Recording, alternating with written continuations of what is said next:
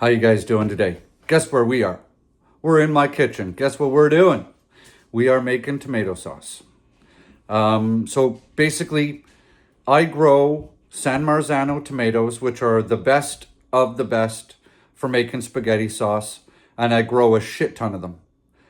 And then what I do is, as I'm harvesting, I just cut the core off the top, put them in large Ziploc bags, then I freeze them in my deep freezer, and then when it's time to make sauce, I have loads and loads of them. So I'll show you what I'm working with here.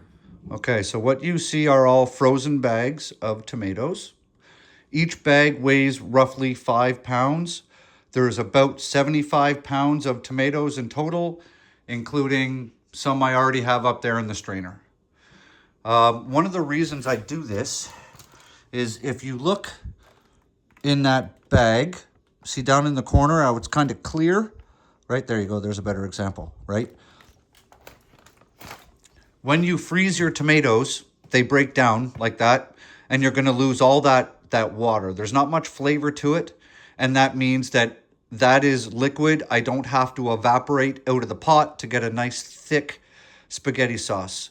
So it's easier for me to freeze them, and because I don't like going from the hot water into the ice bath to peel them, that's all just unnecessary. So I'll show you what we're doing. I bought that last year. Electric milling machine. This is it right here. If you guys want, it's from Amazon. Take a screenshot or something. Hey, they even have one of those little skew things. There you go. That should help you guys out. This thing worked like a champ last year once I figured out how to work it, because I overloaded it the first time. So we've got that. We're going to run the tomatoes through the hopper. The juice comes out here, and the pits and the skin come out there. We're going to save those and run them through a second time.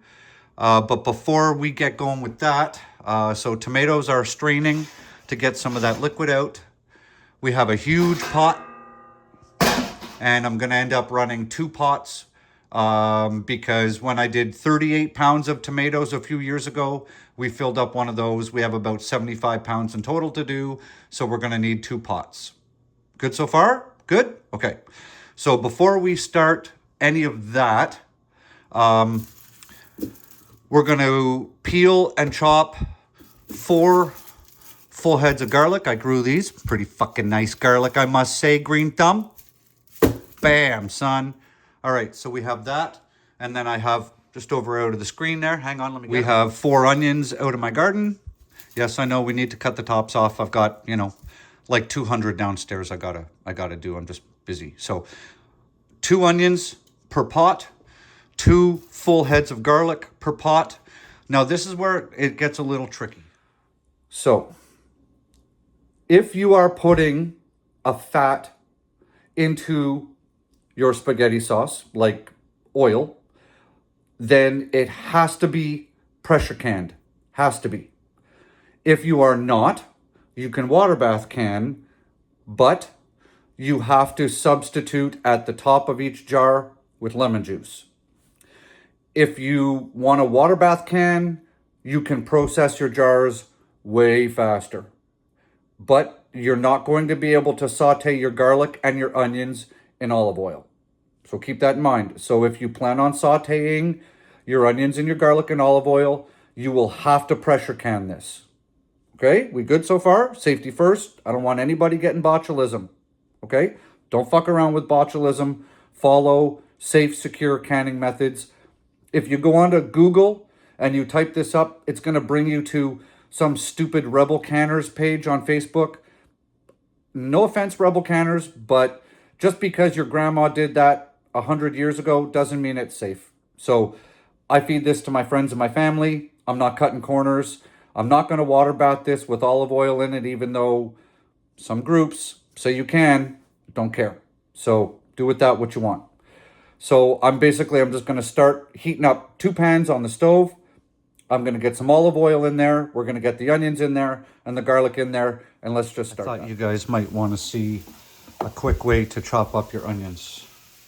So grab it. Always keep your fingertips, this part of your finger, keep it pulled back. Okay? And then, oh, you guys can't see. Hang on. Let me get you a better angle there so you can see better. There, better?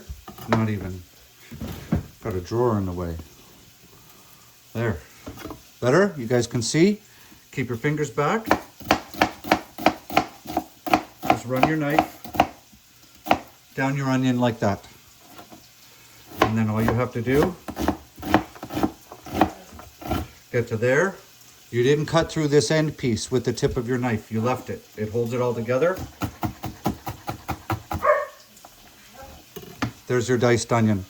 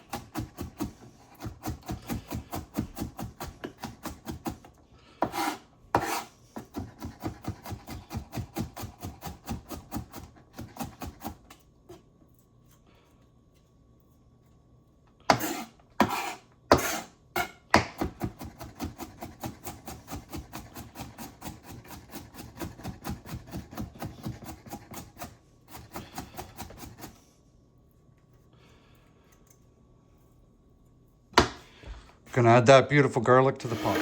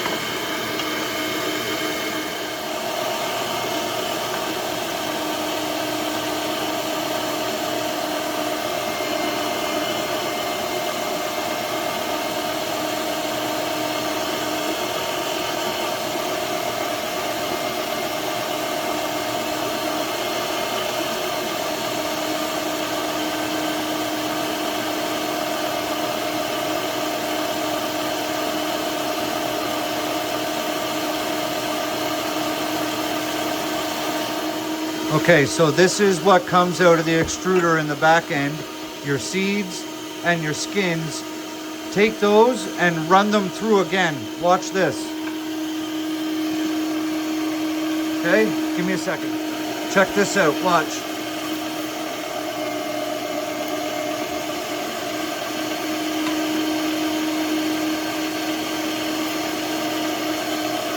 Look at all that goodness that's coming out of there again.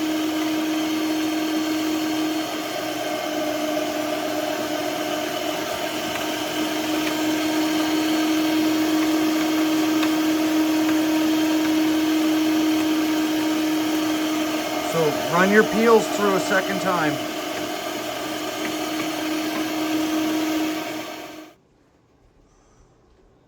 Well, that's not too bad. Look at the time. 8 o'clock. I started this at like 3 o'clock. That's how long it took me to go through all of those bins. So now what I'm going to do is I'm going to just clean this up. I've got the parts, they're all going to go in the sink, get washed. Here's one pot and 2 pots. Not nearly as much sauce as I'd hoped, guys. Not nearly enough. So what I'm going to do to make my life easier is I'm going to take this sauce, put it in that pot, So I'm just working with one pot. And then that's a bag of peppers. I'm gonna chop up the peppers, add them to both of those pots. We're gonna salt and pepper to taste. And then we are gonna put in some basil and some oregano, let it go for not much longer, and then shut her off. So we've got that bag of peppers I showed you guys earlier. And we're just gonna chunk them up. They don't have to be pretty. They just gotta be in, you know, manageable pieces. Just like that. I just need to make them small enough that my kids aren't gonna get pissed off that I put peppers in here. All right, that's about half of what I gotta do. The rest you guys can see is in that bowl. So I'm just gonna finish chopping these up.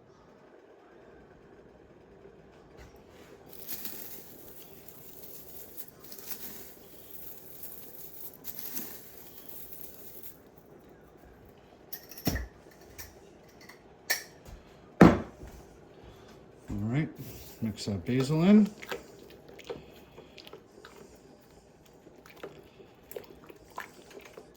And then we're going to go with some salt and some pepper. Where's my pepper? All right. Black pepper.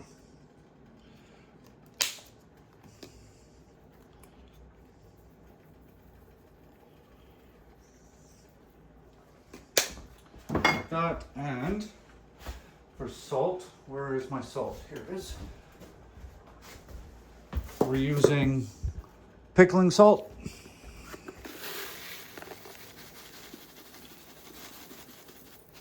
About that much.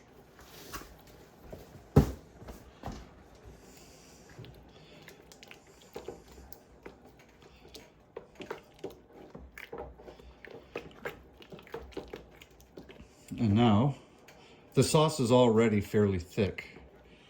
So all I'm going to do now is just let it reduce for maybe half hour or so, depending. And when it's done, we're gonna take this off and it's gonna go outside to cool down overnight. And tomorrow we're gonna pressure can this. So I'll show you what it looks like when we take it off the stove. All right, you guys can see there, it's 9:30. And we've lost, you can see the ring up here right where my spoon is, where we started. So we've lost about an inch worth, which is good.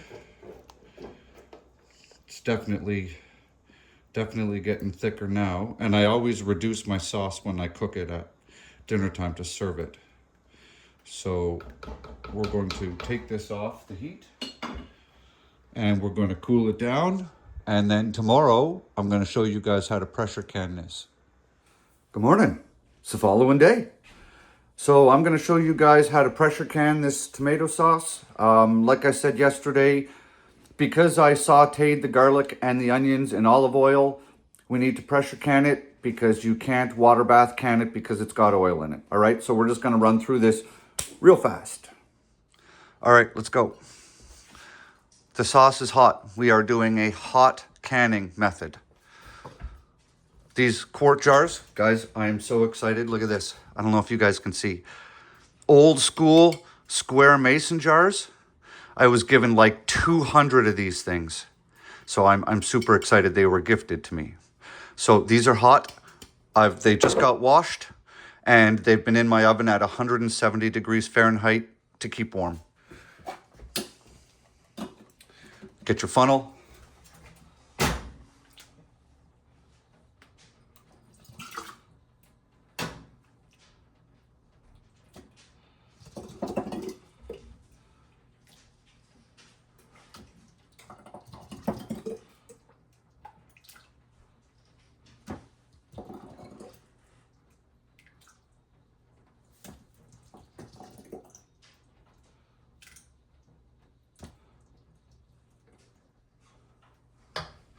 We're looking for 1 inch of headspace.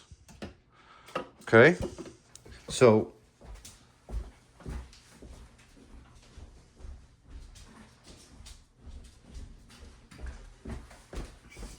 Sorry about that. All right, so when you buy your little canning kit, they come with these. Okay, on the top here, you can see there's measurements. Okay, we're looking for 1 inch of headspace. You just stick that on your jar to whatever headspace you want. So, let's see, did I overfill it? Nope, perfect. Look at that, see? Perfect, there's our 1 inch of headspace. Fill all your jars like that, 1 inch of headspace. All right, so we got all the jars filled. Get a piece of paper towel. Put some vinegar on that paper towel. And then wipe all the lids, or all the tops of your jars with vinegar, like I'm doing right now. Just like that, give them all a good cleaning.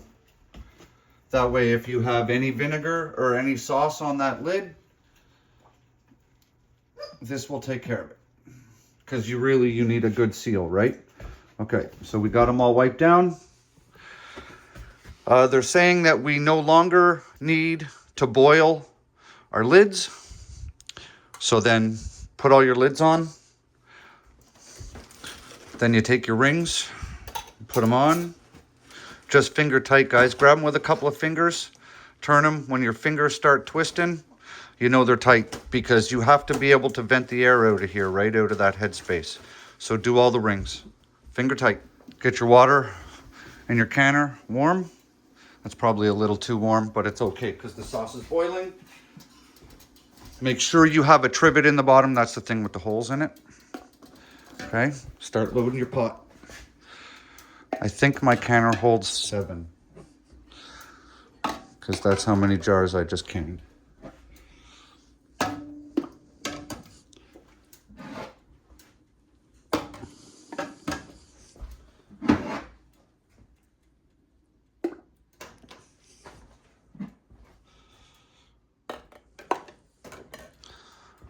Put your lid on.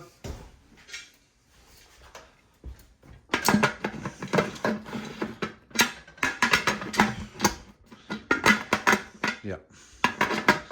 Look like a fool trying to put the lid on your pressure canner like you've never done this before. Get the lid on your pressure canner. Crank temperature. We want this thing to get to a point where it's pouring steam out of here. When it's really pouring steam out of here, we start a timer for 10 minutes. All right, you see the steam? That's what we're looking for. When you have your steam blasting out like that, set a timer for 10 minutes. Once you're 10 minutes up, put your weight on. This is gonna creep up. If you're at 1,000 pounds or less in altitude, you want it at 10 to 11 pounds. So this is gonna creep up. When we get to about 8-ish, we're gonna turn the heat down.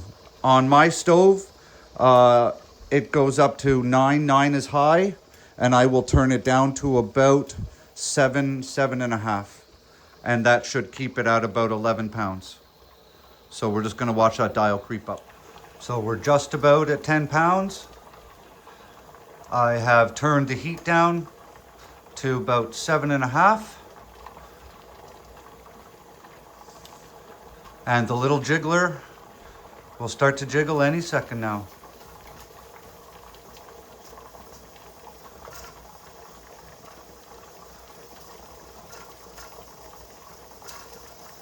See, look at that. Does it all on its own.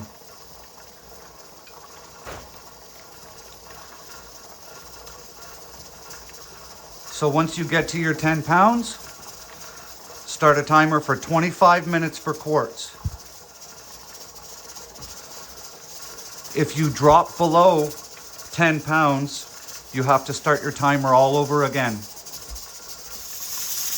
All right, we hit 25 minutes. All you gotta do now, turn the heat off. Let this naturally depressurize. Don't open it.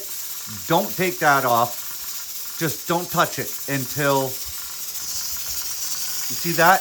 That's a lock. So that will not drop down and release the lock on the lid until there's no pressure. So you gotta wait. Pressure's at 0. Lock tab is down. Now we can open up this bad boy and take those jars out. So your last step pull them out, put them someplace where they can sit for 24 hours. They are still really hot, guys. Look, it's bubbling. Okay, so just be careful. Use your jar tongs. Where are they? Use your jar tongs. Take them out. Let them sit someplace for 24 hours. I've got all that left to can, so we're gonna be here for a bit. So that's about it for this one. Simple, fun.